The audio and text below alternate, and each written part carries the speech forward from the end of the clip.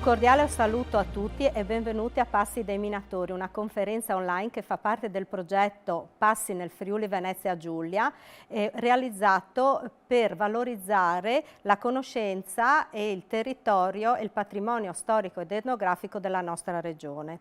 Questo progetto, lo illustro in poche parole, prevede numerose iniziative, tra le quali manifestazioni ed eventi multimediali, fino ad arrivare a 30 escursioni a tema.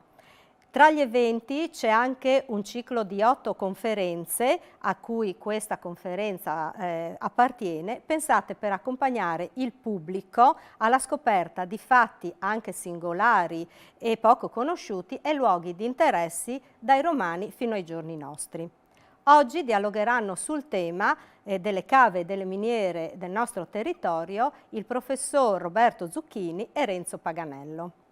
Il dottor Zucchini è stato presidente della Società Cooperativa Naturalisti Michele Gortani e ha collaborato con il Museo Friulano di Storia Naturale alla determinazione, schedatura e inventario delle collezioni mineralogiche e petrografiche del museo. Oltre a numerose pubblicazioni, Zucchini si occupa delle ricerche minerarie all'interno del progetto Interreg Italia-Austria, atto a valorizzare il patrimonio geologico delle Alpi Carniche e le sue potenzialità turistiche. Il signor Paganello invece è speleologo, dal 2005 è operatore naturalistico del CAI, ha inoltre una lunga esperienza nell'accompagnamento di gruppi per la conoscenza della storia e del territorio. Collabora con diverse associazioni amiche della SAF e in particolare con l'Università della Terza Età di Cividale nel progetto Camminare per Conoscere. Prima di dare inizio alla conferenza, è un piacere per noi ringraziare la Regione Autonoma Friuli Venezia Giulia, la Fondazione Friuli e la GESCI che sono nostri partner in questo grande progetto. Ma entriamo adesso in quello che è il tema della nostra conferenza, le cave e le miniere del Friuli Venezia Giulia. Come hanno inciso queste realtà nel nostro territorio, come hanno modificato il paesaggio e la vita quotidiana, oltre all'assetto politico e gestionale di questi luoghi sui quali si trovano o si trovavano. Quali sono le loro potenzialità turistiche oggi? Lasciamo la parola ai nostri relatori che sono, di nuovo lo ripeto, Roberto Zucchini e il signor Renzo Paganello. A voi la parola. Tu insegni al Copernico materie scientifiche, ma oltre alla competenza tu hai avuto una grande passione, hai una grande passione per i minerali. Mi puoi spiegare qualcosa? Sì, è iniziata con la determinazione dei minerali del Museo Friulano di Storia Naturale, quindi 25 anni, e mi sono sempre chiesto da dove provenivano questi minerali, perché alcuni riportavano la collocazione della miniera, altri no. E quindi ho cominciato a fare un'indagine sui toponimi, sulle leggende, sulla storia di immigrazione ed emigrazione, e quindi sulle strutture montanistiche, per cercare nuove miniere e quindi verificare anche le mineralizzazioni, la genesi delle mineralizzazioni.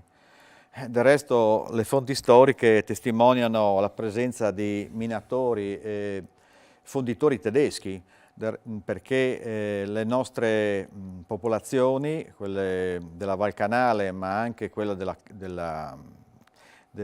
quindi del Vescovado di Bamberga e quella del Patriarcato di Aquileia, erano pastori, erano montanari, quindi non avevano assolutamente le condizioni, competenze montanistiche e metallurgiche. Quindi le hanno importate dalla Stiria, dalla Carinzia, dalla Sassonia, dalla Slesia. E quindi cosa ci è rimasto di tutti questi intrecci di culture? Beh, ci sono rimasti i toponimi, e quindi quali sono le emergenze? I toponimi, Fusinatis, Buse, Rio delle Miniere, Rio di Pistons. Alcuni termini sono anche ovviamente germanofoni, perché ricordo che Timau ha avuto una migrazione nell'Alto Medioevo, più immigrazioni da parte di gente della Carinzia, per sfruttare l'argento nella zona. E le leggende sono importanti, perché mi hanno permesso di trovare delle mineralizzazioni nella zona di Fusine. La storia poi di immigrazione e migrazioni. Beh, qua ci sono... Ma scusami, un momentino, leggende e queste cose, tu come fai a sapere di queste cose? Beh, dalla gente del posto, e poi sono mutate molto spesso dalle genti slovene e austriache, quindi sono leggende che permeano, no, le Ma varie ricerche culture. archivistiche? Anche ricerche d'archivio, sì. Da testi del 600 che riportavano per esempio la presenza di oro nella Valaupa, poi in realtà questo prete Melchiorre non è assolutamente attendibile e ha trovato delle piriti. Poi questo era poi un prete di Malborghetto, quindi vescovado di Bamberga, Pontafel, ha lasciato il territorio della Repubblica Veneta, e ricordo che la Repubblica Veneta condannava chi nascondeva o celava una miniera e quindi era perseguitato. E lì finisce insomma la storia. In realtà lì nella miniera della Valaupa abbiamo solo fluorite, abbiamo un po' di alcuni minerali, dei solfuri, ma niente di più. Ma tu riesci a trovare fuori in archivio concessioni minerarie di quell'epoca? Sì, beh, c'è un archivio minerario a Trieste e quindi vado a, così, con dei permessi a verificare un po' tutti questi trattati. Cerco dei testi antichi, spesso me li sono comprati, ma adesso ormai c'è tutto in PDF in internet, quindi è più facile la ricerca. E soprattutto, per esempio, la storia di immigrazione e migrazioni, basta andare nella chiesa di Malborghetto, noi abbiamo per esempio le lapidi di alcune famiglie venete, i canali della Grotta, che emigrarono nel vescovado di Bamberga, quindi nel Pontafel, per questo commercio del ferro che era favorito anche dagli scambi con la Repubblica Veneta e diventarono per i servizi prestati all'impero, diventarono delle famiglie nobili. E quindi noi abbiamo praticamente, qui vedete le testimonianze scritte, qui c'è praticamente il biringuccio che testimonia che questo senese ha lavorato alla miniera di Montavanza. A destra abbiamo uno scritto preso dalla biblioteca Ioppi che testimonia il Cavalier Vando che era di Sacile, che ha cercato di sottrarre una miniera all'oste di Timau, cercando di farlo condannare dall'Inquisizione, perché mangiava carne il sabato. E perché sabato? Non è consentito mangiare carne il sabato? Purtroppo quello è quello che risulta. E quindi il Cavalier Vando era un cavaliere nobile del Sacro Romano Impero, e tra l'altro ci lega questo cavaliere a Bellunese, perché lui fece venire da Belluno uno dei più importanti mastri spadai italiani. Noi non lo conosciamo qua in Italia, ma in Scozia è conosciutissimo, Andrea Ferrara, tant'è vero che è simbolo di libertà per loro. Quindi non le lame di Toledo, ma le lame di Belluno. Belluno era una delle più importanti città dove producevano spade, facendo concorrenza a Toledo e a Solingen. Ma dai. Si sa poco, purtroppo, e tra l'altro si sa perché tutte queste storie le troviamo su Wikipedia inglese, scozzese e non italiano. Adesso appena hanno messo qualcosa. E quindi sono notizie importanti, per esempio anche Pontebba era, nel 1500 era una delle più importanti città per la produzione di archibugi. Pontebba. Pontebba, sì. Viene citata in un libro del Cinquecento, assieme ovviamente alla zona del Bresciano, ma come una importante città dove Quindi si Valtrompia producevano... e Canale del Ferro, Sì. Valcanale, al E confine. tra l'altro una cosa interessante è che, adesso qui poi bisogna appurare alcune cose, si ritiene che la prima pistola a ruota sia stata prodotta o a Pontebba o a Cividale. E secondo gli inglesi è così, secondo noi italiani non è così, quindi Pistoia. certamente Per noi è Pistoia, no? Ma no, a tamburo era tu un dici, merito che potevamo tenerci. tu dici a tamburo, non la No, pistola. no, pistola a ruota. Ah. Praticamente è la prima pistola che viene prodotta da un meccanismo zigrinato che Fa la scintilla? sì, c'è un cane con un pezzo di pirite. E questa pirite va a battere contro questa ruota zigrinata e fa la scintilla. Ed era una pistola che era vietatissima perché era tipica degli assassini, eccetera. Viene bandita completamente perché la tenevano sotto il mantello e sparavano, mentre le altre erano tutte a miccia, quindi si vedeva Certo. la fiammella. Per esempio nel Canale del Ferro abbiamo tutta una serie di intreccio per esempio di fonditori, nella Val Canale c'erano tantissimi battiferro. Tu mi avevi chiesto se riuscivano a fondere il ferro. No, non riuscivano a fondere il ferro. Il ferro cominciano a fonderlo con la rivoluzione industriale nel 1800. Prima, Come facevano a estrarre dalle rocce il ferro allora? il ferro veniva, innanzitutto il primo ferro sfruttato probabilmente era un ferro meteorico. Sì, quello anche ancora gli egizi avevano Sì, il ferro, delle meteoriti. Da lì deriva la siderite. Esatto. La siderurgia. Poi gli alchimisti, poi c'erano questi che sperimentavano e hanno cominciato a osservare le patine rossastre o arancioni sul territorio e provare a fondere, arrostire questo materiale.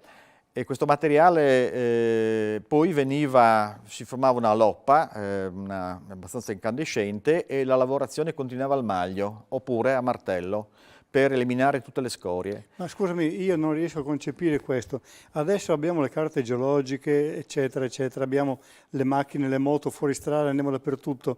Una volta per trovare una miniera dovevi conoscere il materiale primario, andare a trovare la miniera, avere qualcuno che doveva scavare con quei mezzi di quella volta per tirare fuori qualche chilo, qualche quintale di roccia, cioè, come riuscivano? E anch'io mi sono trovato un po' in impasse quando ho cercato le miniere. In realtà dobbiamo ragionare con l'utilizzo di una volta. Bastava qualche chilo di metallo, per esempio a Pontebba abbiamo trovato nella località Pietratagliata delle gallerie perché si raccontavano i vecchi che i loro vecchi a sua volta andavano a farsi gli strumenti in una località. Adesso vi faccio vedere la località. Queste sono praticamente tutte le lapidi della grotta, che sono quindi famiglie venete che sono emigrate praticamente nel vescovado di Bamberga e hanno ottenuto quindi notevoli privilegi. Qui nel Rio Gelovic, ecco, lì sono le miniere. È un posto molto facile da raggiungere. No, 3 anni per trovarle, 3 anni. Estraevano limonite, qua ecco, sono dentro questi buchi. Questa è la località Fusinatis, a destra del raccordo autostradale, dell'autostrada. Lì i vecchi dicevano che andavano a lavorare il ferro. A questo punto, località Fusinatis, Fucine. Ma dove andavano a prendere questo minerale? Bene, mi sono incamminato lungo il Rio Gelovic e ho trovato un 10 kg di un materiale ferroso e poi abbiamo trovato le miniere. È chiaro, Canal del Ferro non prende nome da questa località dove si estraeva il ferro, ma sicuramente dalla scambi con la Carinzia, insomma. A questo proposito, anche una mia curiosità. Nel Medioevo, prima che arrivasse Venezia a essere dominante dall'altra parte a casa d'Austria, c'erano tanti feudi, c'era da passare Benzone, l'abbazia di Moggio. Come facevano con tutti i dazi che bisogna pagare ogni confine, il famoso un fiorino, ti ricordi nel film? Era possibile? Cercavano di evitare, Allora, nascondevano? leggendo le cronache del tempo risultava che chi non pagava la decima perché aveva trovato una miniera e non pagava le tasse, gli tagliavano un membro. La seconda volta c'è un rio prima di Chiusaforte che si chiama Rio Barbaro, e lì c'erano 4 forche, lo squartavano in 4 pezzi e lo appendevano. È chiaro che invece i nobili non hanno mai pagato, risulta che questi non pagavano a Moggio praticamente la decima per quanto veniva estratto dalle miniere, quindi Savorgnan e tante altre famiglie. La famosa legge uguale per tutti. Purtroppo... Come al solito. Quindi sì, per esempio qua le miniere Montavanza è una delle miniere più importanti, con la storia più antica, perché è dell'VIII secolo d.C. E questo qui, ecco, queste qua sono le strutture. Quello che si vede è che funge da altare, è una bocca di forno dove andavano a buttare il materiale, quindi fonderlo, e qui estraevano argento e rame. Questa località che si vede in basso è la località Pistons, perché c'erano i pestoni, questi che rompevano, e poi il materiale subiva tutto un processo particolare di arrostimento, di passaggio attraverso dei metalli, eccetera. In realtà nel 1500 2 fratelli della zona di Vicentini scoprono l'amalgama, cioè estrarre l'argento senza fuoco, cioè con il mercurio, e tanto è vero che Biringuccio ne parla nel suo volume dicendo che ha dovuto dare parecchie gemme per avere questo segreto, e quindi l'utilizzo del mercurio diventa sempre più importante proprio per estrarre. Ma scusami, ma io sapevo che l'oro viene mangiato, il mercurio. Anche l'argento. Anche l'argento. Quindi a questo punto diventano molto importanti le miniere di Idria. Miniere di Idria che sono state scoperte da un certo Formentini Cividale, poi subito perse con una guerra, però erano importanti proprio per questo motivo. Qui abbiamo per esempio qua il villaggio minerario, questo è il Monte Avanza con il villaggio minerario recente ovviamente. Ecco qua purtroppo tutte l'attività mineraria medievale è stata cancellata dai lavori posteriori, insomma in epoca moderna. Diciamo che ecco, le frecce indicano praticamente dove sono le gallerie, e quella stellina indica l'unico o la seconda galleria che si può sicuramente definire medievale. Ha un atipico gradino, è forma ogiva. Sembra quasi uno scherzo di madre natura, ma lì ho trovato le scalpellate sul tetto, e quello è un abbozzo di maestranze tedesche, perché questa tipologia di scavo lo facevano i tedeschi, non so per quale motivo, probabilmente perché lì avevano degli strati diversi di una roccia compatta come la nostra, quindi gli conveniva fare dei gradini. Ma scusami, come facevano per gradire? Scalpello o anche altro sistema? Dunque, qui ho trovato solo scalpello, qui abbiamo le varie gallerie e i campi minerari che venivano segnati con 2 martelli. Qui adesso come una galleria scompare, qui con il disastro della tempesta Vaia, queste ormai non si può più entrare, sono tutte franate. Questa è malachite, cava verde, e queste sono delle gallerie interessanti dove estraevano ancora rame e argento. Qui la miniera di Pramosio è interessante perché questo è l'imbocco della galleria. Qui si può notare due tipi di lavorazione. La prima ad abbattimento al fuoco. Cosa vuol dire? Accatastavano delle fascine, riscaldavano la roccia e la roccia si rompeva, si creavano delle tensioni e si rompeva più facilmente. I francesi hanno fatto degli studi che quasi si raddoppia la produzione di materiale. Ma dopo un po', siccome è lunga 30 metri, non arriva l'ossigeno? Praticamente non c'era più tiraggio e hanno con la tecnica del mazzapicchio, cioè testa, martello, battevano sull'altro martello. In fondo, qui vedete ancora i gradini, tipica tecnica medievale tedesca, e in fondo ho trovato il martello medievale che lì adesso... hai trovato il martello medievale. Questo si vede ancora bene la lavorazione al fuoco. E questo qui, scusami, è Pramosio, ma il Pramosio è tutto lavorato di cave adesso? Sì, fortuna è stata che questa zona è stata abbandonata perché è ricca di silice, quindi rompeva i cavi del taglio. E io poi l'ho fatta subito proteggere dalla soprintendenza, quindi delimitata, quindi non possono più intervenire.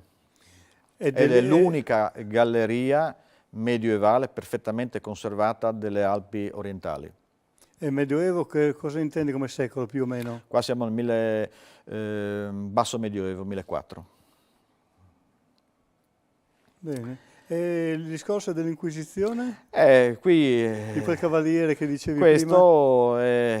L'Inquisizione, è chiaro che il Cavalier Vando era uno che voleva, per cupidigia, voleva approfittare, sottrarre le miniere al Milia, Massimiliano Reisocher, e anche qua sono tutti cognomi tedeschi, tanto è vero che a Timao parla nel Tischburg, un antico carinziano, e poi però il processo va a favore dell'oste perché effettivamente ritengono che il Cavalier Vando voleva sottrargli, cioè è andato bene per lui, finalmente un poveraccio è stato salvato dal... Certo, comunque era arrivato lì in maniera un po' rude, mi pare. Sì, perché poi racconta che addirittura voleva ucciderlo, no? Aveva mandato gli scagnozzi per uccidere questo oste. Ma comunque dico al tribunale dove si è tenuto, in che condizioni Si è tenuto a Udine, quindi questo poveraccio, dovete pensare, 1500, che doveva farsi da Timau, con tutte le strade come erano una volta, fino a Udine, poi subire il processo, tutta una serie di con provvedimenti. presunzione di innocenza, senz'altro. Purtroppo l'Inquisizione guardava soprattutto su quali erano gli amici, perché lui aveva amici tedeschi che venivano lì, che lui diceva che facevano cucinare la carne per i tedeschi, ma lui non la mangiava.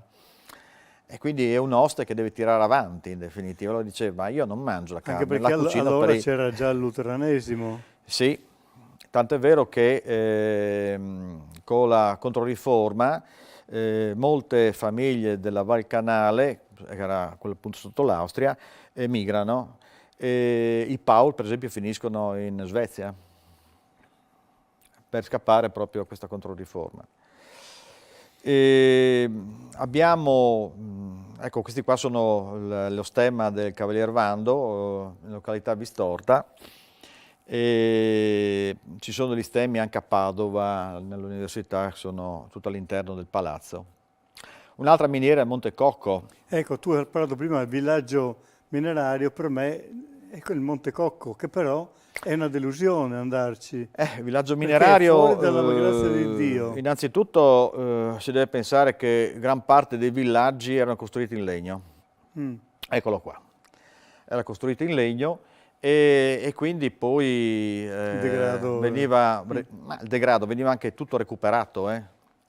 Cioè, per esempio, tutti i forni del Monte Avanza, tutte le pietre sono state recuperate per costruirsi, non so, le varie case, quindi non dobbiamo pensare che si degradasse lì, ma veniva poi prelevato tutto e quindi è rimasto solo queste sono le gallerie a quali ormai sono tutte crollate e questa è invece l'ho vista, sì, è sì. quella del direttore, che è l'unica che era in pietra e che è rimasta.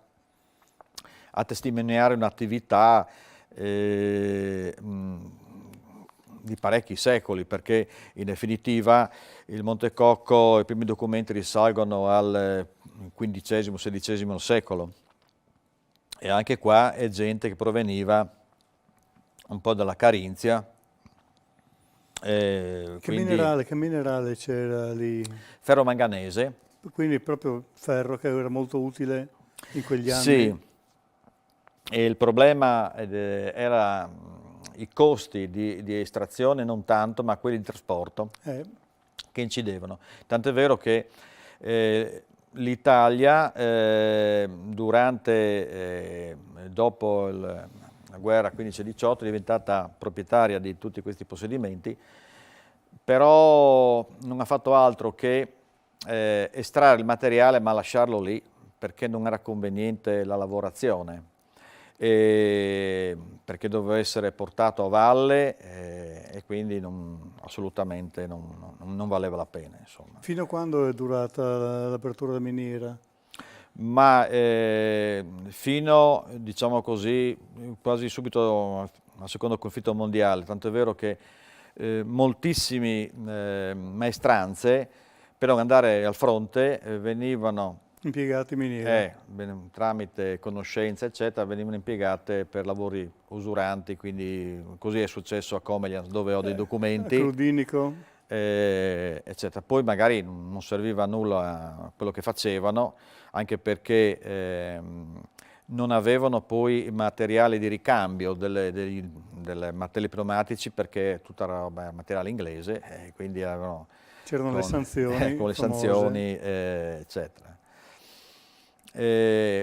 Una importantissima miniera sicuramente è la miniera di Raibl. Pensate che fino al 1960 era la più importante miniera per l'estrazione di piombo e zinco d'Europa.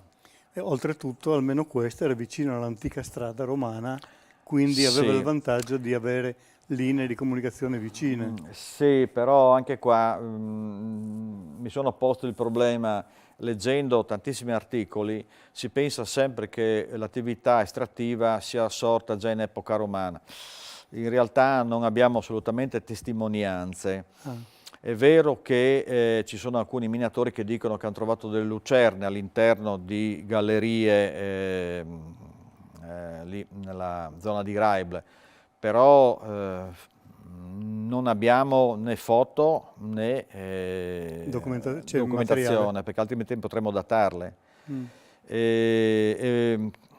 Qui passa la strada romana che va al passo del Predil, però francamente c'erano miniere sicuramente ben più importanti che questa, dove estrarre il materiale. Ma comunque, diciamo, quando c'è stato il massimo di splendore, prima della Prima Guerra Mondiale... Negli anni 60? Ma anche negli anni 60. Ma anche non serviva anche per i proiettili degli austriaci, austro-ungarici? Dunque... che mi dicevano che a Arnstein c'era la torre in cui facevano cadere il proiettile in modo che si raffreddasse prima di cadere. Diciamo che si vede a queste immagini che lo sfruttamento austriaco non è stato così importante, perché c'erano tante famiglie che si dividevano la galleria e quindi lo sfruttamento era... Ognuno aveva il suo piccolo... Esatto, non era orticello. Sicuramente così produttivo. Poi con l'Italia invece si inizia a fare uno sfruttamento decisamente intensivo e tra l'altro spesso sono stati utilizzati materiali di scarto delle precedenti lavorazioni, perché le nuove tecniche permettevano... Come è successo a Piombino anche con i materiali romani. Sì, come è successo lì a Populonia, che hanno scoperto poi per queste tombe, lì erano 12 metri di scorie. E quindi hanno tolto le scorie. Ma tu ci accompagnerai a Raibl? Al limite vi accompagno sì, a Raibl, così vediamo anche... Sembra incredibile tutte le gallerie, le profondità, il tunnel di collegamento Questo è la galleria di Bretto. per far uscire l'acqua. Sì, per far uscire l'acqua e per far arrivare tutte le maestranze slovene a lavorare. Diciamo che, fra virgolette, i capi erano periti minerari della Sardegna oppure di Agordo, eccetera, mentre tutte le maestranze, gran parte, erano slovene. Qui attraversavano con... questo è l'ingresso della simulacro di quello che rimane dell'ingresso della nostra miniera, e questo è l'ingresso, l'uscita della galleria di Bretto in territorio sloveno. Queste sono, quella è sicuramente medievale, questa galleria. Si vedono le lavorazioni. La lavorazione era avvolta a camere e pilastri, cioè si svuotava tutto e si lasciavano dei pilastri per sorreggere la volta. Ed erano lavori un po' rischiosi perché, per esempio, in altre miniere i direttori avevano sollecitato il fatto che i pilastri erano troppo rastremati e quindi si rischiava di collassassero, no? E quindi la possibilità di incidenti minerari. Qui vediamo come lavoravano con i muli, i cavalli, eccetera. Poi ovviamente l'attività è diventata sicuramente più importante con per esempio, queste sono le divise, se osserviamo sono quelle austriache in definitiva. Sì. Quel martello medievale si vede che è stratificato perché una volta non potevano fonderlo e quindi per farlo spessore ripiegavano più volte la lamina metallica. E quell'aggeggio lì basso a sinistra cos'è? Questa è una lanterna, lanterna, che poi hanno sempre quel Glückauf, quell'augurio per chi va in miniera.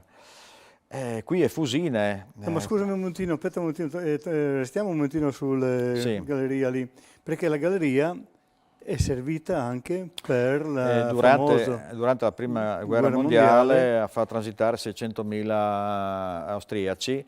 Dunque da Donia sparavano con gli obici 305, soltanto che poi lì erano protetti perché passavano tutto in galleria e quindi sì, non venivano colpiti tutti questi minatori. Perché altrimenti avrebbero dovuto passare per il passo del Predil, che era sotto tiro degli italiani da Donia. Ma veramente quelle travi riescono a sostenere una volta? Ma sì, diciamo che più che altro erano i pilastri che cercavano di sostenere, poi puntellavano ogni tanto per stabilizzare un po'. Allora, a questo punto però la stratificazione dovrebbe essere orizzontale, altrimenti... Dio, non necessariamente. No? Per esempio nelle miniere di Riesiutta i pilastri sono troppo rastremati e si vedono proprio le spaccature verticali perché sta cedendo. Tanto è vero che tutta la parte della zona del Rio Serai a nord sono collassate le strutture perché i pilastri non hanno tenuto, insomma. Interessante poi la zona di Cava del Predil perché vicino c'è un Rio Ferro, e quindi estraevano anche il ferro.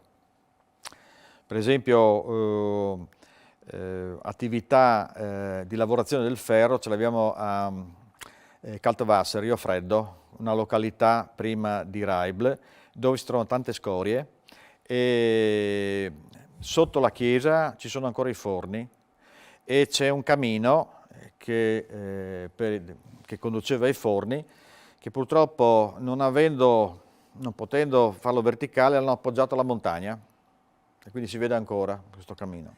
Ma lì a Rio Freddo non sono anche delle vulcaniti? Possono avere un'importanza per quanto riguarda... No. Le vulcaniti di Rio Freddo sono delle rocce vulcaniche silicee, non hanno un vero e proprio apparato perché non è stato scoperto, semplicemente si deve essere aperta nel Triassico una fenditura e fuoriuscito questo materiale piroclastico e ha formato queste vulcaniti di Rio Freddo, ma è una zona piuttosto limitata, insomma.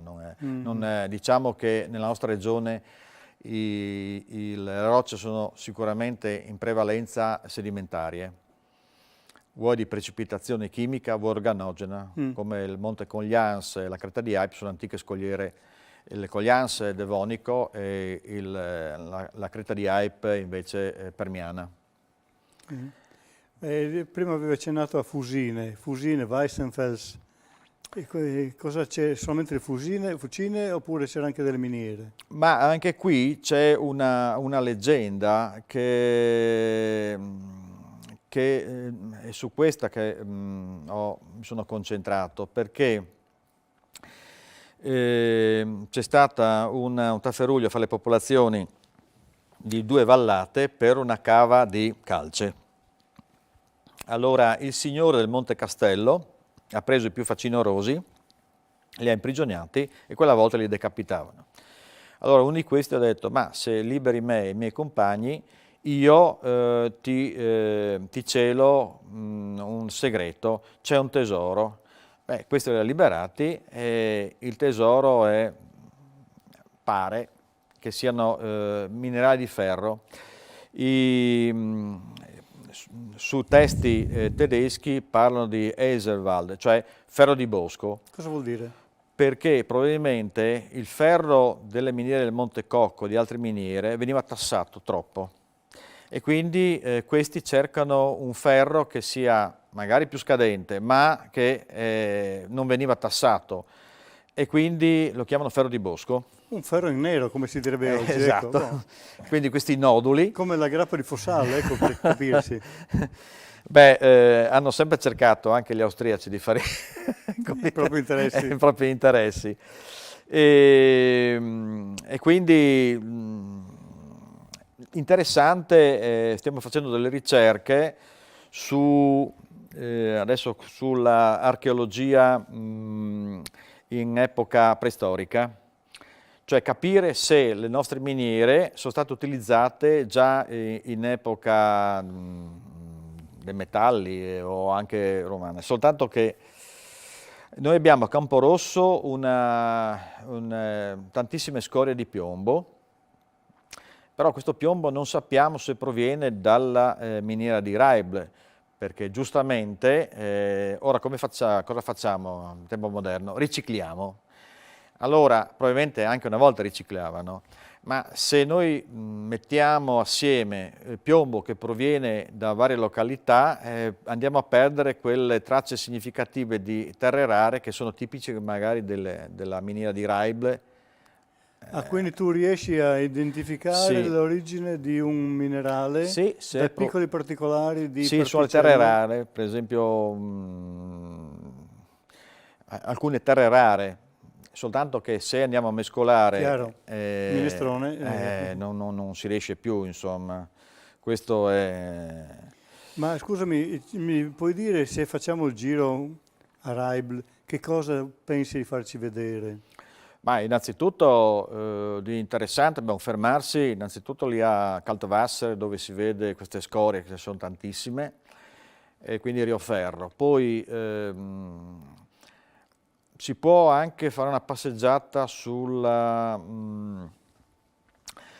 strada romana, sull'acciottolato romano, perfettamente conservato. Io quando ho fatto per la soprintendenza delle ricerche, col metal abbiamo trovato proprio anelli in bronzo, monete, ma proprio come se fossero state abbandonate. Quindi col cercametalli hai trovato... Sì, però mi muovo con l'autorizzazione della soprintendenza, perché adesso i carabinieri sanno perfettamente che quando uno si muove col cercametalli non è che va a cercare le robe che ha perso. Sì, le chiavi di casa. Ecco, e quindi mi muovo solo sull'autorizzazione della soprintendenza. Poi, interessante poi le gallerie, andare a vedere un po' quello che è l'Argano ad acqua, e fuori una lapide che ricorda il disastro minerario del 1908. Proprio è andata giù l'ospedale con il medico, la moglie, anche un infermiere, anche altre persone, è stato inghiottito completamente. Probabilmente una galleria ha interessato le alluvioni del Rio, e questa ghiaia è entrata nelle gallerie e ha fatto crollare completamente l'ospedale, non si è trovato più nulla.